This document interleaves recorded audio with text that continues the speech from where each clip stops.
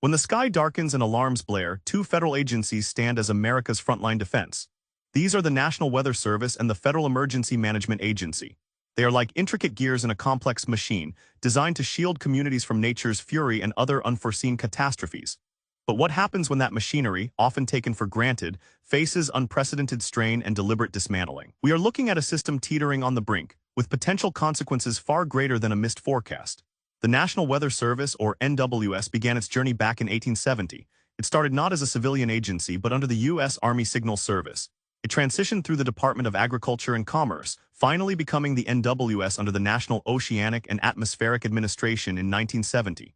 For decades, it steadily built a reputation for its vital work, delivering critical weather forecasts and warnings. This agency pioneered public weather forecasts, overcoming early fears. They even once banned the word tornado from public use.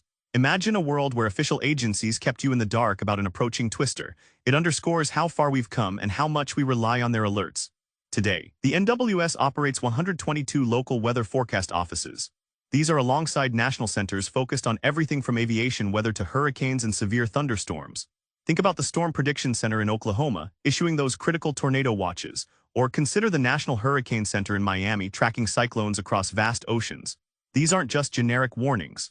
They leverage sophisticated technology, like the WSR-88D Doppler radar, which is the cornerstone of our severe weather alerts. Their entire operation relies on a complex web of data. This includes automated surface observing systems at airports, voluntary citizen networks, and even daily launches of weather balloons reaching staggering altitudes. But this sophisticated shield now faces a direct threat. In 2025, the National Weather Service feels the deep impact of budget cuts to its parent agency, the National Oceanic and Atmospheric Administration. We are seeing staff laid off. Long-standing contracts with universities are being canceled. There are even restrictions on essential exchanges with international weather services.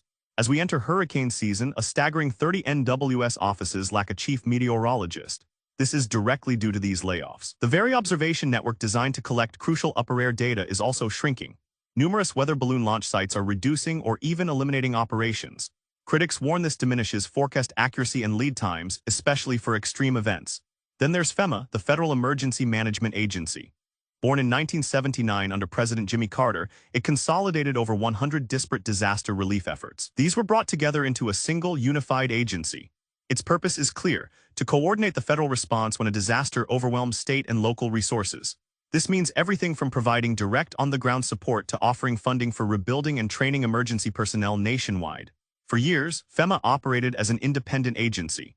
It notably elevated to cabinet rank under President Bill Clinton, with its focus shifting squarely to natural disaster preparedness.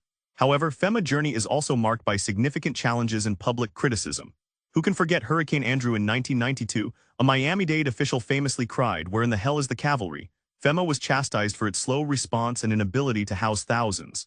Fast forward to Hurricane Katrina in 2005, and the criticism intensified. There was a slow federal response, poor coordination, and a perceived disconnect from the suffering on the ground. Later, there were reports of FEMA authorizing millions in dubious storm claims after Florida hurricanes. Then, there was the infamous staged press conference during the 2007 California wildfires, where FEMA employees posed as reporters to ask softball questions. Even more recently, during Hurricane Maria in Puerto Rico, critics highlighted logistical failures and insufficient supplies.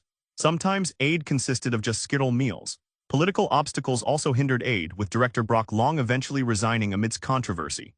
Now, in 2025, FEMA faces a new acute crisis. The agency has seen hundreds of new and veteran employees fired as part of recent cuts.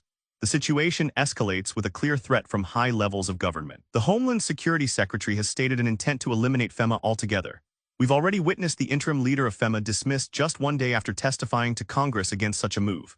They were replaced by someone who reportedly told staff, "I alone in FEMA speak for FEMA. Don't get in my way, because I will run right over you. I will achieve the president's intent." This isn't just about budget lines, it's about leadership morale, and the very existence of an agency critical to national safety. The ripple effect of these actions across America's disaster warning system is profound. The National Weather Service provides the crucial information. This is the what and when of a looming threat. Fewer meteorologists, less data from weather balloons, and restricted research exchanges directly translate to less accurate forecasts and shorter warning times.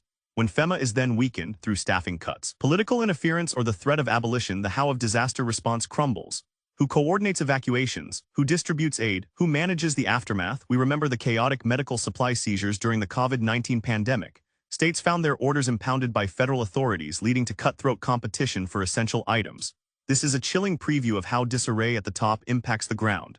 The facts are sobering. America's disaster warning and response system operates on a razor's edge. It requires robust funding, stable leadership, a highly skilled workforce, and clear, uninterrupted lines of communication. When these fundamental elements are undermined, the consequences are measured not in dollars, but in lives lost, homes destroyed, and communities shattered. It is a stark reminder that investing in preparedness is not merely an expense. It is an essential investment in human safety and national resilience.